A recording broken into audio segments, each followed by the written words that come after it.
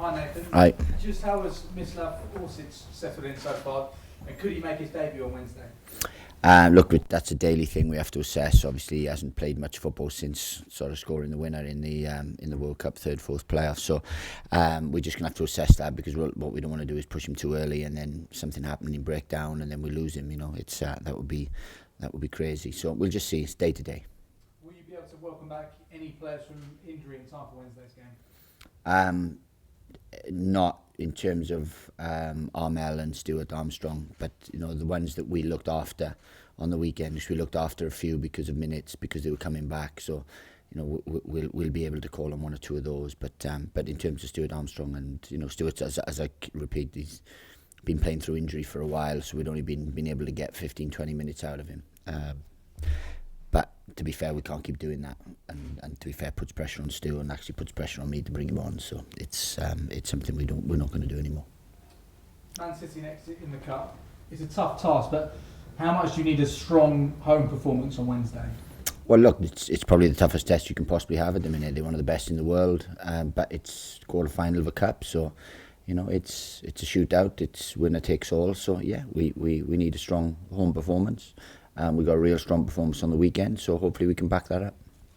And a huge match against Everton at the weekend. So how much does that play into your thinking when it comes to selection on Wednesday? Look, I think every game's huge at the minute. So, you know, going into Saturday, we had huge selection.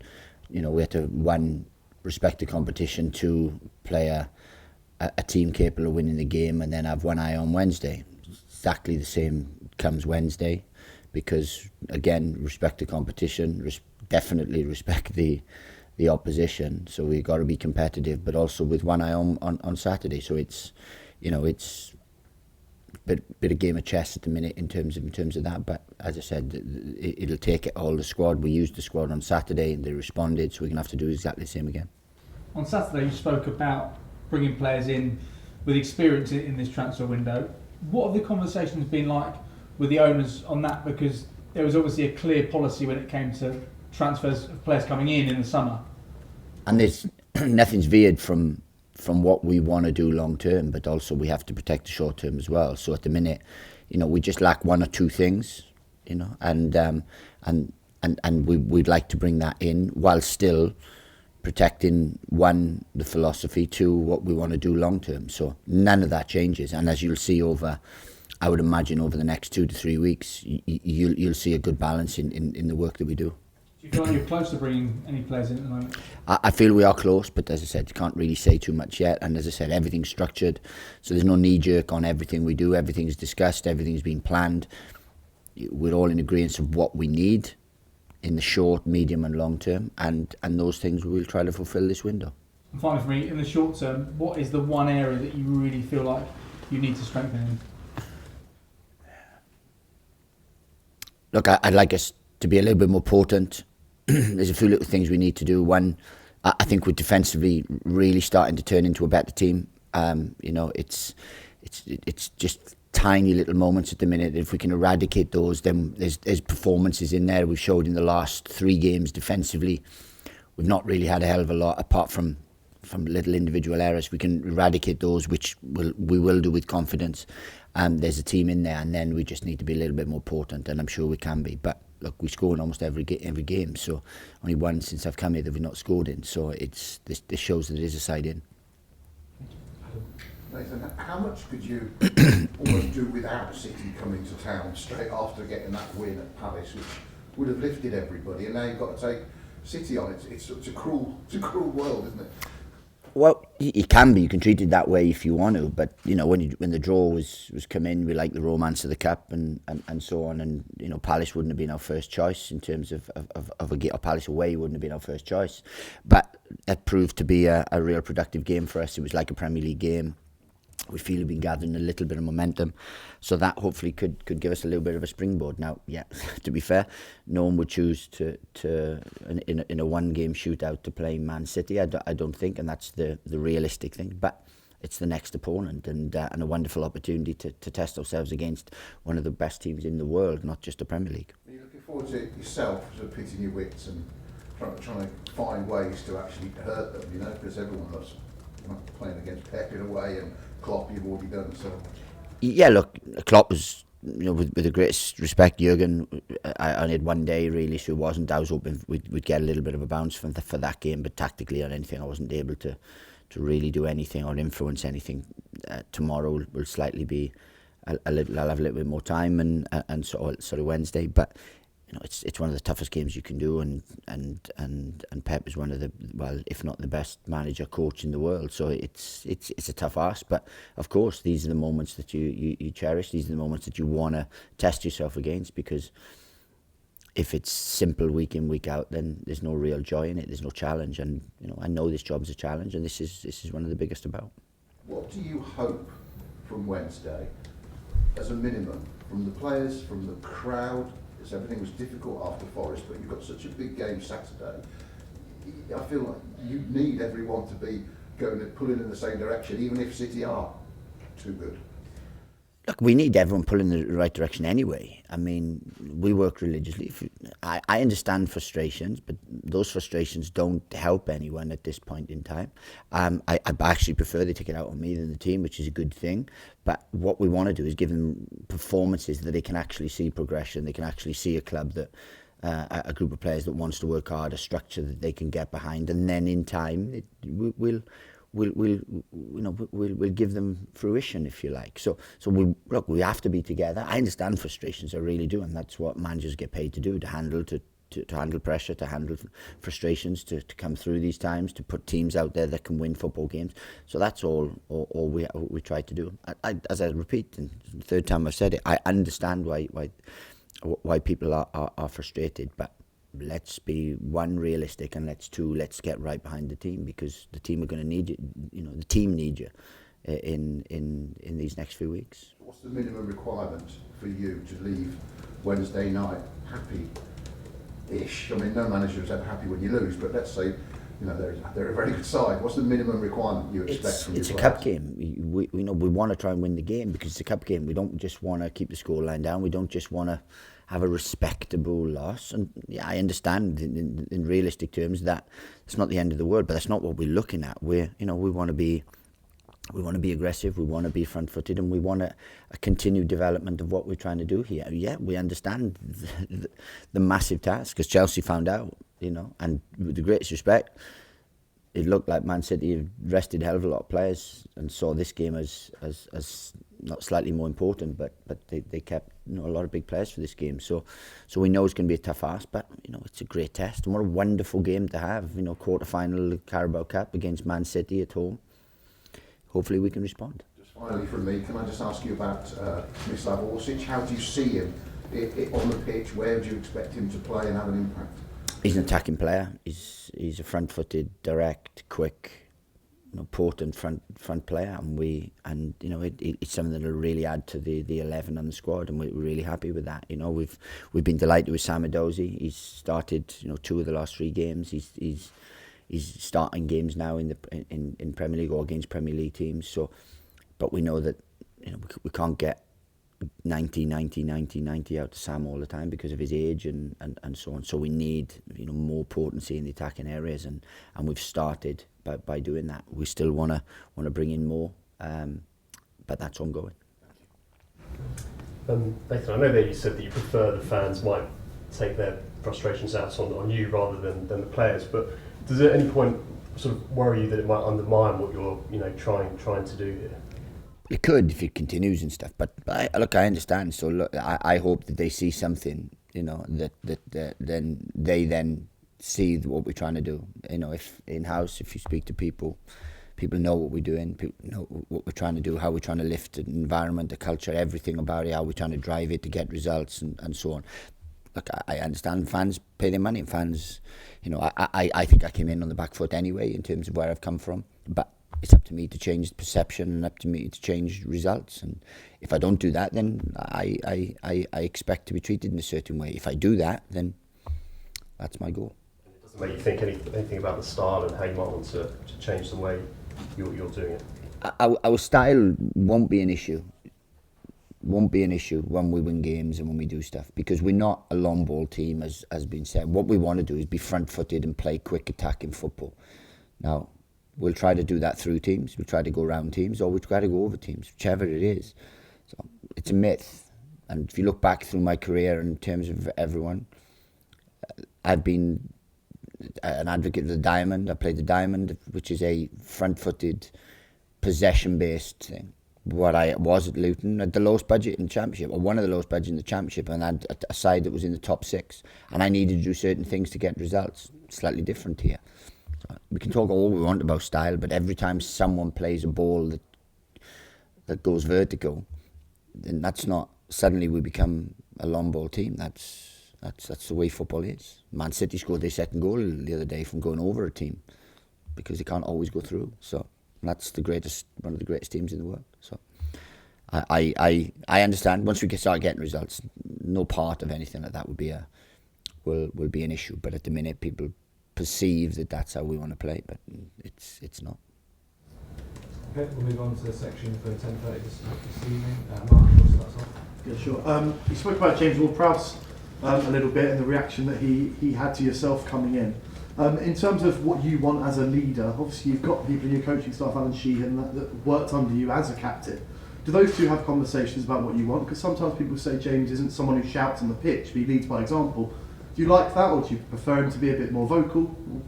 I think you lead in any way. You know, there are different forms of leadership. There are ranters and ravers. There are those who are driven, and then those who every day have standards that others want to meet. Personally, I influenced a lot of young players when I was throughout my football career. In terms of Chris Cohen was one of those. You know, people who've gone on to play international football and things. Not because I was a ranter and raver, because I just lived my life to be better and to drive standards. James is one of those. But he talks, and as I said, he always steps up and he's brave and bold. Then we have others that shout a little bit more. But look, it's something that probably we lack. We lack real natural leaders here, so we're having to invent them. But it's a great group, so it just needs a bit of guidance, needs the odd leader now and again. But James has been fantastic for me, and I got a close relationship with him, which is really key as well. Have you thought about appointing a vice-captain yet? It was something that Ralph didn't get around to doing before he left the club. But look, we've got a thing called a leadership group here as well. We've appointed that, which helps. And we've got people, Willie Caballero, who's a wonderful individual and a real respected player and person around the place. So all these contribute to driving an environment. And then obviously I've been brought in to change certain things around the culture so that, you know, we're all a bit more front-footed and aggressive in what we do. and just finally, you've managed to take a few of the youngsters, the academy players to different games, Jimmy J Morgan, Ryan Finnegan, people like that. How important is that experience to get them looking at these kind of games, and will we see any of them in the squad again against Manchester City? Well, look, we've always got a track record of developing, of developing young talent. When I was assistant manager at Yeovil, we did it. People like Stephen Croker, Ryan Mason, Andros Townsend, Alex McCarthy, all made their debut, all went on to play for England, but all made their debut for Yeovil Town. So we've had a real sort of track record in developing young talent. At Luton, we give 21 league debuts. It's Stoke, even when I was there, people like Nathan Collins and Tyrese Campbell made debuts and played, and Harry Suter, they all played under me, and now they're going on to have good careers. So it's really important that the young players in the football club. Now this has a wonderful track record here, Southampton, of producing, and I want to continue that. But two, that's part of our ethos here, and it's part of why I'm at the football club. Yeah, Nathan, good afternoon. Obviously, no secret to you or anyone, you've come into a very pressurized environment, obviously being in a relegation battle immediately. How have you personally been dealing with that pressure? I mean, you've been in football a long time, but this is obviously a lot of spotlight on you personally. It's part and parcel, and if you're not prepared for that, then one, you're naive or stupid, really. But I had a pressure environment when I was at Stoke. When I came into Luton, they were 18th in League Two. They weren't always a top 6 championship side. They were 18th in League Two and 3 points off relegation, not 3 points off the Premier League like they were last year. So there's been pressure situations throughout my career. Then going to Stoke was as toxic and as hostile environment as I faced. And they had been on a losing curve for years in terms of, and they still, with the greatest respect, still not pulling up any trees in anything. So I understand. I know I don't ever have the easiest of environments to go into. When I went back even to Luton, they were 7 points adrift with 9 games to go. So I'm used to pressure. I understand that. I don't want that to boil over to it affects the clubs, but we'll come through this. And when we come through it, it'll be pride in our work and constant work. And when you lead something, you can't buckle, you can't be weak, you can't veer from what you believe in terms of stuff. And I won't do that, you know. And you have to have thick skin. When you're in the Premier League, you have to have very thick skin because it comes at you from everywhere. But that's why we're here, and that's why we're driven to do it, because sooner or later we'll all be dead, and what you're going to be remembered for.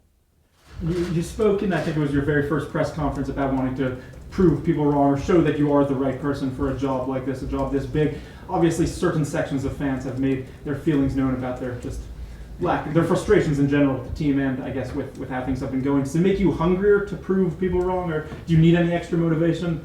I need no more motivation whatsoever. Bear in mind, I've done stuff at clubs where one defeat, if you read social media, one defeat, you're one of the worst in the world. And bear in mind, you could have built a legacy at certain places, and then one defeat, and suddenly you're tactically inept, and you're not this and you're not that, or get him in, or since he's left, he's not as important.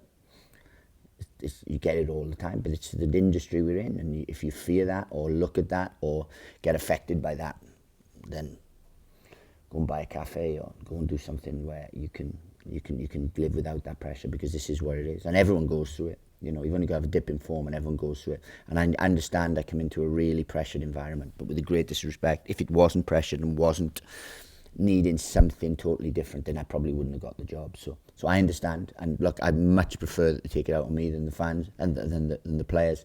So if the players can play with freedom and really turn this around, then that's fine by me. I've got broad shoulders, and it's part and parcel of what I get paid for.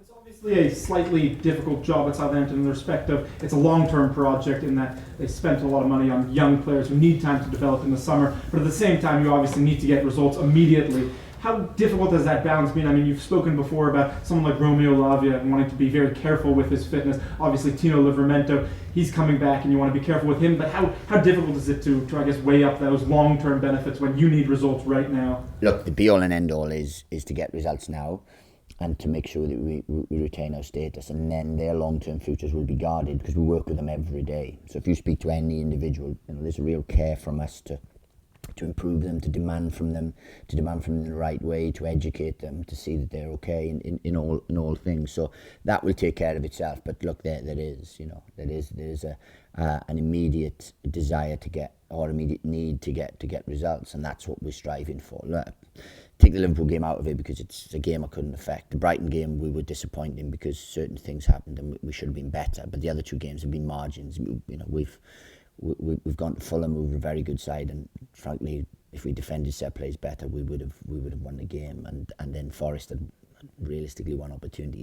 It's what we need. It's what we didn't do in those games that affected it. So look, we are building something. We will get results.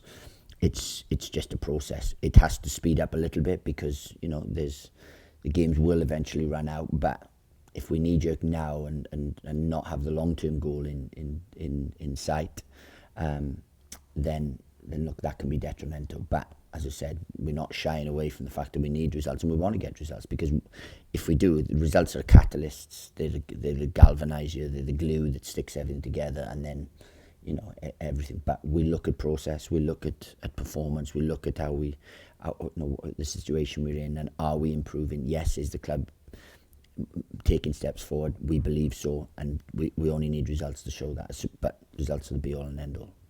Obviously, it's something that no one really wants to consider, but have there been discussions with the owners about potential, what could happen if the team were to get relegated, whether that be your own future or the players, etc.? Is that not something that's No, it's something that we're not thinking about. So let's not start putting those things out there. There has to be a positivity. Things have to change, and they have to change, you know, relatively quickly. We know that, but this is a results-based business, and we know that. But we can't keep.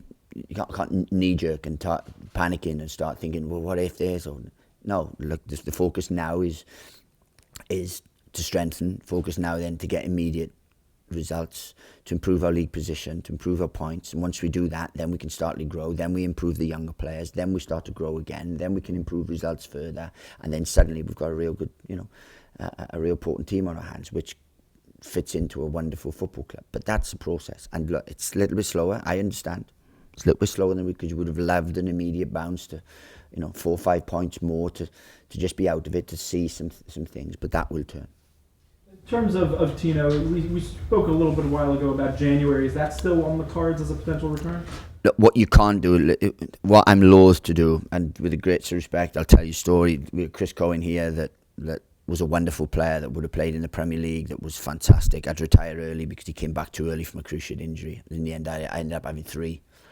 And he ruined his career at 30. We won't do that with anyone. So Tino, we're not going to rush Tino back. Tino's a fantastic player, but he's also a young man and a real diligent human being. So what we won't do is push him.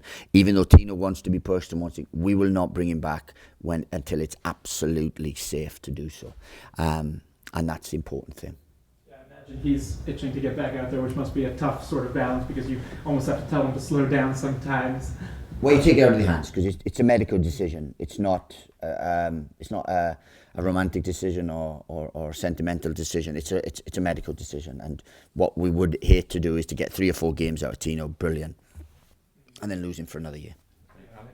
You used the word thick-skinned a couple of times there. Have you learned that actually you're more thick-skinned than maybe you even realised? Because it's unusual for a manager, particularly victory as against Palace, to still get stick from his own fans. I can't affect that, Or I'm a born again Christian. I believe everything's God's will. There's been people in the Lions' Den, and I'm not quite in the Lions' Den yet, but it's part and parcel of being a manager. I understand it, and if Southampton's a tough crowd and a tough place, then I have to keep working to win that over. I haven't always been flavour of the month at every club I've been at, but usually people have saw a work ethic and saw a desire to do well, and then that's all I can do. So.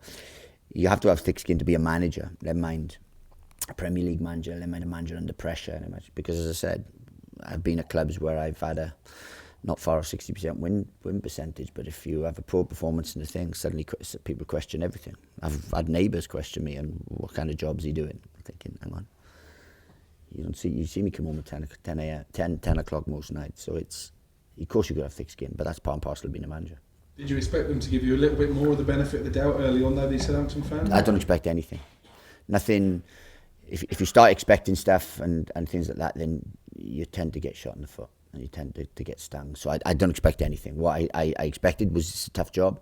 I expected it, to go into the hardest league in the world with some of the best managers, best coaches, and the majority of the best players in the world playing the Premier League. So I knew it'd be tough. So it's about me adapting quickly and making sure I get results, because ultimately you're based on results, and if I don't get results, then I deserve everything I get. If I do, then my reputation's in the lap of the gods. Do all those factors make this arguably the toughest challenge you faced in your managerial career? It's the toughest challenge you faced in a career because one, it's the next one, but I've never gone into a club. I left a club that was in the most wonderful state, so the next manager that went in, and when I left the first time, without being disrespectful, don't have to do a hell of a lot because they're on a winning streak, they're well oiled, they're well drilled, they work hard, they're athletes, there's balance in the squad, they desire, there's hunger, they want to get better, they're good human beings, they're used to training hard. I could name you 100 things that they do well, so when a manager goes in, he goes, on you go. I've gone into places in every job I've had where that hasn't been the case. And that's the first time when I went into Luton, second time I went into Luton, all those things.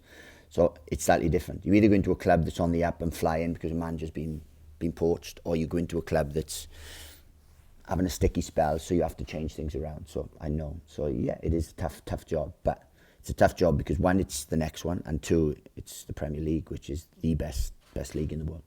And just one last one on the transfer policy. You said there that the owners haven't really deviated from their model.